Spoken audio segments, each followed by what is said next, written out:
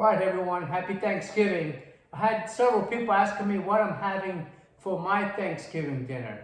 And as you can see here, I'm having a tomahawk ribeye steak. This is 3.5 pounds of ribeye, and that's gonna be my Thanksgiving meal.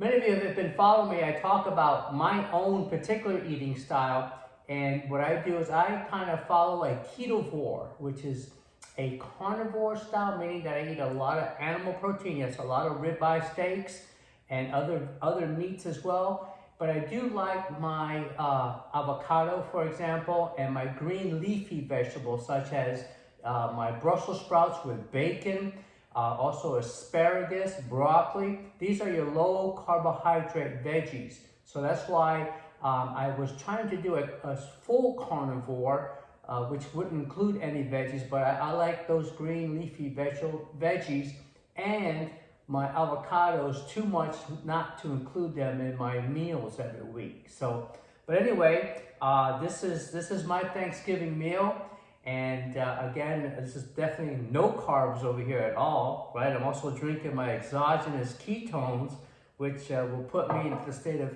metabolic ketosis, right? Which is an excellent way to not only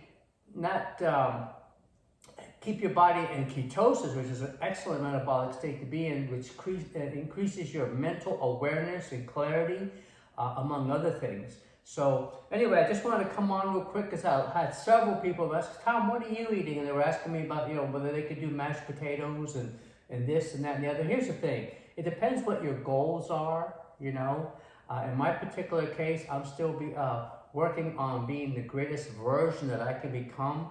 And I've had, many of you know that I had a body and belly fat loss transformation, 70 pounds in all so far.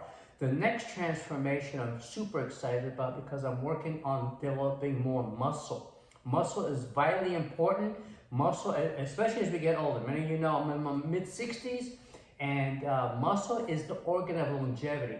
I plan on living another 60 years, right? People think I'm crazy when I say that, but in order to live a long life, to be, especially to be able to carry yourself, have mobility, and have the strength to just, be able to pick up things, or, put them up overhead, like in an airplane in the carry-on section, to put it up in the overhead. You want to be able to have muscle and be strong enough to do these things, and also to move your body, do these different things. Muscle is a key role in that. So I've been working on developing more muscle. Many of my posts moving forward are going to be talking more about that and how you can do that as well, and why it's vitally important to develop more muscle. Many people today are under muscle. I see it a lot, not only in men, but in women. Everybody's focused on losing body and belly fat and staying lean, and what's happening is they're neglecting their muscle building.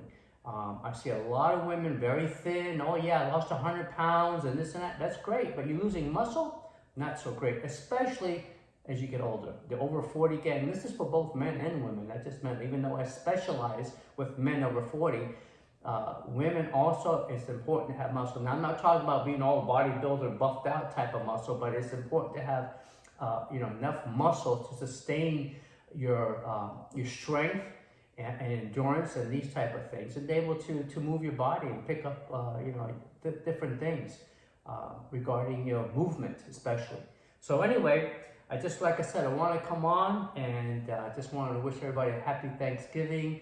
And I'm just so grateful for the things that I've learned in this 10-year journey of my transforming my body about food and nutrition, because we are not getting correct information. We're getting a lot of bad information. It really makes me sick, what we're being told and the reality of things. So I will be continuing to come on, post my videos, and educate, because that is the key, to educate people on food and nutrition. The biggest thing, you hear me say it all the time, that got me moving in this direction was my own obesity issue.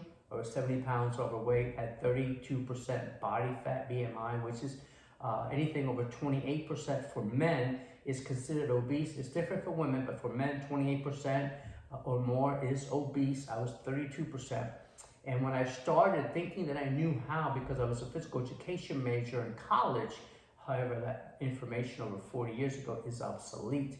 And when I was struggling so much, I remember going back in a book that Alvin Toffler wrote back in the 70s called Future Shock. Well, Alvin Toffler said this, that the illiterate person of today, especially today, is not the person who cannot read and write.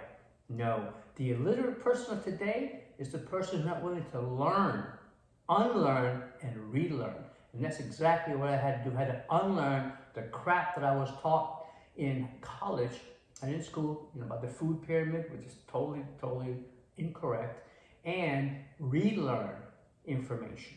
And that's why I want to, I promote education, and a lot of my stuff is about educating people. The rest is up to you to actually put it in place. Because when I first heard some of these things that I teach, I too was like, what? That don't make any sense. One of them was like, oh, it takes fat to burn fat. I'm like, no, we've been taught what? Fat makes fat, right? We've been on this low-fat craze for the last 50 years or so, and that's harming people as far as affecting adversely our health. A lot of it's got to do, believe it or not, with fat. Healthy fats are very necessary for brain. One of the reasons that we have the increase in Alzheimer's and dementia today is that's considered a type 3 diabetes, which is sugar. Too much sugar in the brain. We're not eating enough healthy fat, so we're not getting the fat. The brain is, one of the major components of the brain is fat. So if you're not getting healthy fats, you're not feeding your brain correctly. And it's causing, then of course, we're eating too many carbs and sugar. Hence, we're getting this Alzheimer's and dementia epidemic that's going on today. Anyway, I probably went on a little bit too long, a little longer than I anticipated, but basically what I wanted to do was just to share with you what I'm doing, what I'm eating. I shared a little bit how I eat, and to basically wish you a happy Thanksgiving. Until next time, Tommy Pichardo, the Keto Rockstar. We'll catch you guys later.